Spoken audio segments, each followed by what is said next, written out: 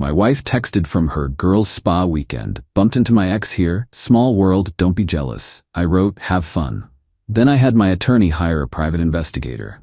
10 days later, her divorce attorney was trying to negotiate after seeing the hotel room photos. I, 37 male, got the text at 2:14 p.m. on a Thursday.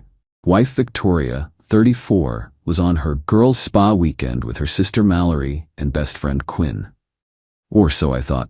OMG babe, guess who's here? Devin. What are the odds, lol? Don't be weird about it. Devin, her ex-fiancé, the one she stayed friends with, despite me asking her not to. The one who commented on every bikini photo she posted. I stared at that text for maybe 10 seconds, then typed, have fun. Called my attorney Richard immediately. I need a PI, today. What's going on? My wife just texted that she randomly bumped into her ex-fiancé at a spa resort. I don't believe in coincidences. Neither do I. Give me an hour. 40 minutes later, Richard called back. Got someone. Her name's Diane. Former FBI. She's good and she's expensive. I don't care what it costs. She can be there by 6 p.m. Where's your wife? I checked the location sharing we'd always had on. That luxury resort 2 hours north. Diane will text you directly. And hey, prepare yourself. You might not like what she finds. I already don't like it. Victoria called that evening around 8. Hey babe, how was work? Fine. How's the spa? So good. The hot stone massage was amazing. Oh and yeah, Devin's here with some buddies. We grabbed drinks at the bar. Isn't that crazy? Wild coincidence, right? Small world. He asked about you, I'm sure. You sound weird. You're not mad, are you? Nope. Enjoy your weekend. Love you. Yep. Hung up. Got a text from an unknown number. This is Diane. In position. Subject located having dinner at resort restaurant with male matching Devin's description. Will update every 6 hours unless something significant occurs. I waited. Update 1. The first photos came through Friday morning at 6:23 a.m. Victoria and Devin. Having breakfast. Alone. No Mallory, no Quinn in sight. 9:41 a.m. Entering a spa room together. Sign on the door said couples retreat package. 12:08 p.m. Lunch on a balcony. Wine. Her hand on his across the table. 3 p.m. Walking the grounds, his arm around her waist. 5:04 a.m. Entering room 318. The room was registered to Devin. She stayed for 4 hours. I sat in my home office looking at time-stamped photos on my phone. My wife, with her ex, in his hotel room. Diane called at 10 p.m. How much more do you want? Everything. Through Sunday when she comes home. You got it. Saturday was worse. They were inseparable. Breakfast, spa treatments, lunch, pool, dinner. Every single thing together. Meanwhile, I checked Mallory's Instagram. She was at her boyfriend's place. Posted a photo from his backyard at 2 p.m. Saturday. Quinn's Instagram? She was at her parents' house for her dad's birthday. Posted photos of the cake at 4 p.m. Saturday. Neither of them was at the spa. The entire girls' weekend was a lie. Victoria texted me Saturday night. Missing you so much. This has been so relaxing. Can't wait to see you tomorrow. Drive safe. Sunday morning, Diane sent the final batch. Victoria and Devin having breakfast. A long hug in the parking lot. Then a kiss. Not a peck. A full, lingering kiss. Victoria got in her car and left. Diane called. That's everything. I'll compile the full report and send it to your attorney. What's the damage? $400 for 3 days of surveillance. Send the invoice to Richard. Victoria got home Sunday around 4 p.m. She was glowing, relaxed, happy, hugged me tight. I missed you so much. How was it? Incredible. Like exactly what I needed. I feel completely recharged. Good. How was your weekend? Productive. She didn't notice the tone. Went to unpack, chattering about massages and the food and how rejuvenating it all was. Not one mention of Devin. Monday morning, Richard called.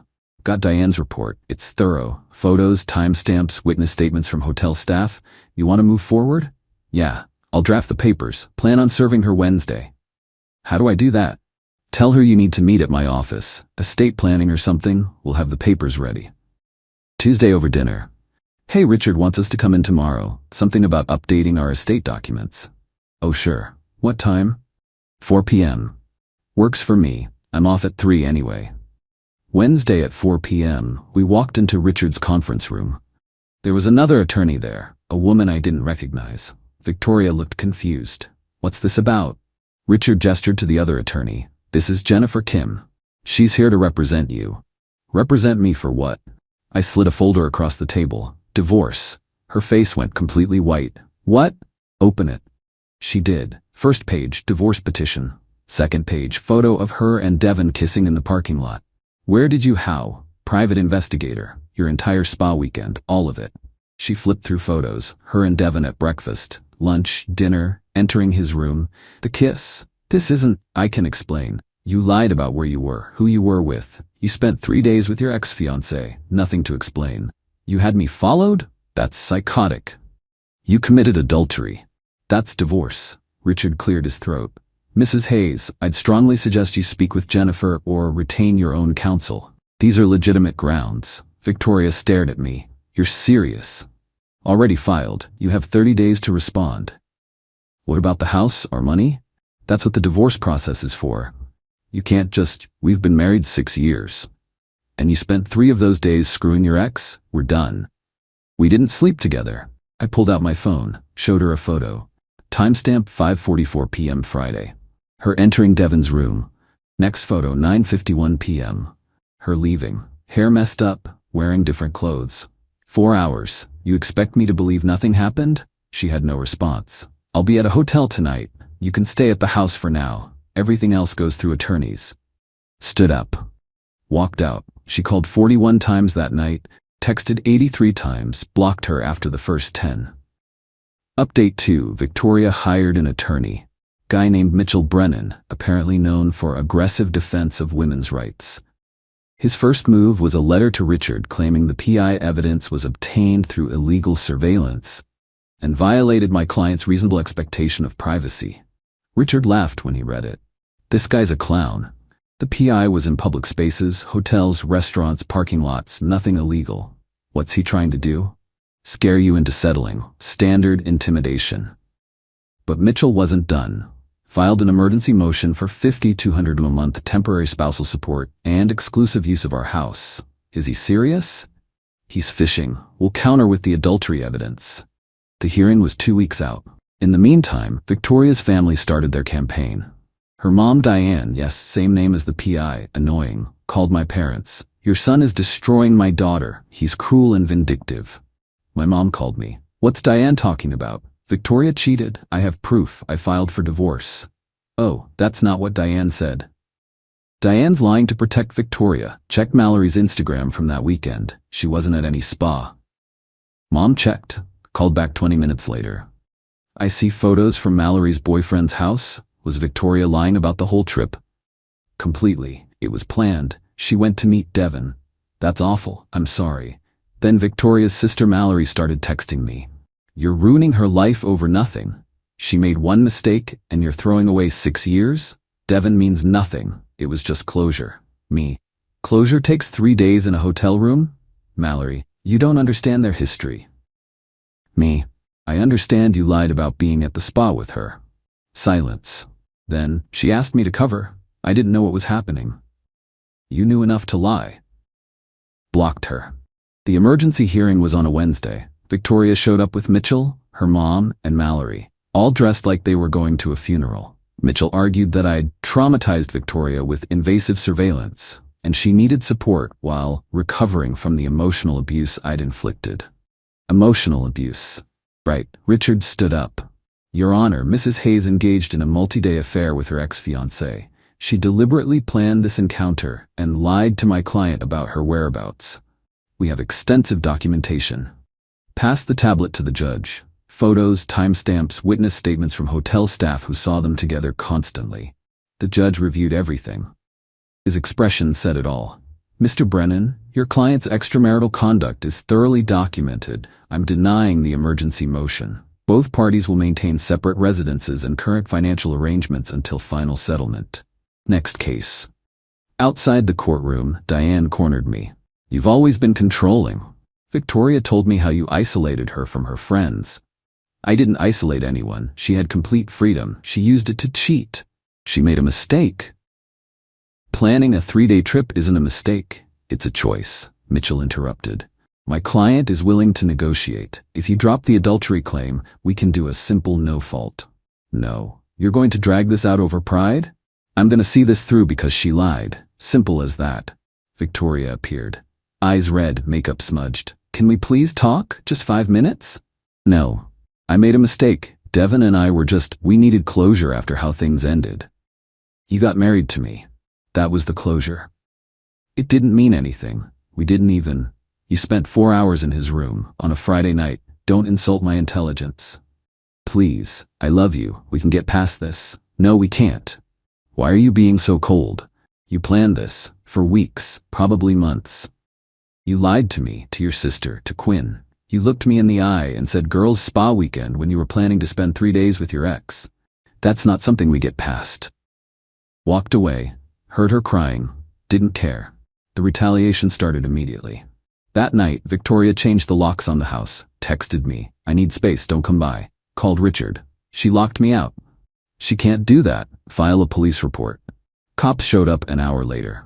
Victoria answered the door looking smug. Ma'am, this is jointly owned property. You cannot exclude your husband. But I live here. He moved out. He moved out voluntarily during the separation. He still has legal right to access. Change the locks back. This is my house. The cop looked at me. You want us to escort you in to get your belongings? Nah, I'll have a locksmith come tomorrow. Had the locks changed the next day. $180. Gave Richard a copy of the new key. Victoria was furious. Called me 28 times. I answered the last one. You can't just change my locks. Our locks? Our house? Same rules apply to both of us. This is harassment. This is me protecting my legal right to property I own. My lawyer will hear about this. Good. Tell him hi for me. Then she hit the credit cards. In 3 days, she charged $9,800. Furniture, a new laptop, designer bags, a TV. Richard filed contempt. She's deliberately dissipating marital assets. At the next hearing, the judge was not happy. Mrs. Hayes, did you charge approximately $10,000 to marital credit cards in the last week? I was just, yes or no. Yes. Return the items or pay half from your personal accounts. You have 14 days. She couldn't return it all. Had to write a check for $4,900. But the nuclear option came 2 weeks later. I got a call from my company's HR. We received a complaint about you. Domestic violence allegations. My stomach dropped. From who? Victoria Hayes. Your wife. She sent photos of injuries and a written statement. I haven't seen her in over a month. I didn't cause any injuries. We have to investigate. You're on administrative leave pending review. She's lying. This is retaliation for the divorce. We'll look into it. But for now, you're on leave. Called Richard immediately. She just accused me of DV. With what proof? Apparently photos. I haven't touched her. Let me handle this. We'll subpoena her phone records, your location data, everything. If she's lying, this will backfire spectacularly. It took 2 weeks. Richard got my work calendar, my gym check-ins, my credit card receipts. Every single incident, Victoria claimed, I was provably somewhere else. One attack she claimed happened on a Tuesday at 8 p.m. I was at a work dinner with 12 colleagues. Another happened on a Saturday afternoon. I was at my brother's house 3 hours away. He had doorbell cam footage of me arriving at 1 p.m. and leaving at 7 p.m. HR cleared me. The allegations appear to be fabricated. You're reinstated with full back pay. Richard used it all in court. Your Honor, Mrs. Hayes has changed locks, maxed out credit cards, and now filed demonstrably false domestic violence allegations. She's engaged in bad faith throughout these proceedings. Mitchell tried to argue Victoria was acting out of trauma, but the judge cut him off. Mr. Brennan, I've seen the evidence. Your client's allegations are not credible. This behavior reflects poorly on her character and her claims in this divorce. Final update. The whole process took 9 months. Mitchell kept filing continuances, trying to drag it out. Finally got to final settlement in month 8. Mitchell came in swinging. My client deserves 65% of marital assets due to emotional distress, 3 years alimony at $3,500 per month, and full reimbursement for therapy costs. Richard didn't even blink. Your client committed adultery, lied repeatedly, filed false DV charges, and deliberately dissipated assets. She's lucky to get 50-50, the mediator agreed. Final settlement. House sold, proceeds split 50-50, $82,000 each after sale costs. My 401k divided based on years married. Lost about $51,000. She keeps her car, I keep mine. She pays back the credit card debt she racked up. No alimony. Judge cited adultery and false allegations. Each pay our own legal fees. Mitchell tried one last move. Your Honor, the private investigator evidence caused my client severe psychological trauma. She's been in therapy. The judge held up a hand. Mr. Brennan, your client's trauma stems from her own poor choices being documented, not from the documentation itself. Divorce granted as outlined. We're done here. Gavel. Done. Outside, Victoria tried to approach me. Mitchell stopped her, but she pushed past. I hope you're happy. You've destroyed everything. I didn't destroy anything. You did that when you planned a weekend with Devon. It was one mistake. It was 3 days of planned lies. That's not a mistake. I loved you. You loved what I provided. House, stability, someone to come home to while you texted your ex. That's not love. Her mom jumped in. She's right. You're vindictive and cruel. I'm thorough. Different thing. Walked away. Didn't look back. Richard took me for drinks after. How do you feel? Lighter? Broker, but lighter. You lost about $51,000 in the retirement split plus legal fees. Worth every penny. What happened with Devon anyway? You ever find out? Yeah. Diane kept tabs. Victoria and Devon had been planning the spa thing for 2 months. Text records showed they'd been talking since January about finally being together. And then, he ghosted her 3 weeks later. Completely. Blocked her everywhere. You're kidding. Nope. Turns out he was engaged to someone else. The spa weekend was him getting closure before his wedding. Richard almost spit out his drink. He was engaged? Married her 5 months after our divorce started. Victoria found out through Instagram. That's brutal. That's karma. The fallout was predictable. Victoria, living in a small apartment now, still working pharmaceutical sales but struggling with bills. Her half of the house proceeds wasn't enough for a down payment in this market. She's got a roommate to afford rent. Devon, married to his fiancée, some lawyer named Stephanie, has a baby already. Victoria apparently sent him a congratulations message. He never responded. Mallory apologized to me 6 months later, said Victoria had manipulated her. We're not friends, but we're not enemies. Diane still tells everyone I'm a narcissistic abuser. I don't care. Word got around about the false DV claims and the asset dissipation. His reputation took a hit. Turns out judges don't like attorneys who push obviously fake allegations. Reached out to apologize for not telling me about Victoria lying about the spa weekend. She'd been suspicious but didn't want to start drama. We're cool now. Me? Bought a smaller townhouse. 2 bedrooms, easier to maintain. Work's going well. Actually got promoted during all this, which was good timing financially. Started seeing someone about 4 months after the divorce finalized. Her name's Paige. She's a nurse. Also divorced. We both approach relationships carefully now. Told her everything on date 2, figured if it scared her off, better early.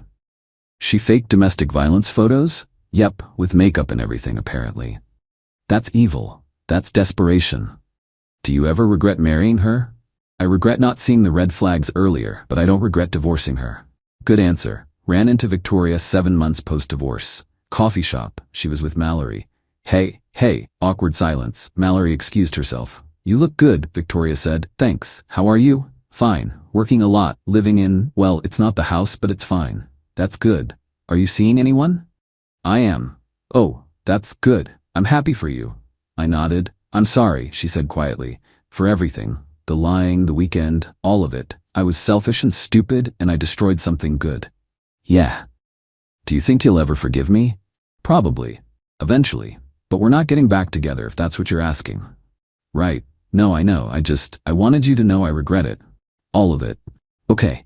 Devon got married. Did you know? I heard. He never responded when I congratulated him. Blocked me, actually. That's rough.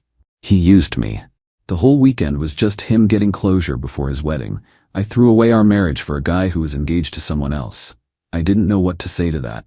Anyway, I hope you're happy. I am. She nodded and left. Felt nothing watching her go. Not anger, not satisfaction, not sadness. Nothing. That's when I knew it was really over. The revenge wasn't some elaborate scheme. It was documentation. A PI with a camera. Legal process. Truth. She planned an affair. I documented it. She tried to lie in court. The evidence proved otherwise. She tried to take more than her share. The judge said no. Simple, legal, final. Total cost, $3,400 PI plus $19,500 in legal fees plus $51,000 retirement split equals about $74,000, worth every single cent. Because I'm free now, living somewhere no one lies to me, with someone honest, sleeping peacefully knowing I'm not married to someone who plans trips with her ex while telling me she loves me. Victoria wanted closure with Devon. She got it, and lost everything else in the process. That's not revenge. That's just consequences.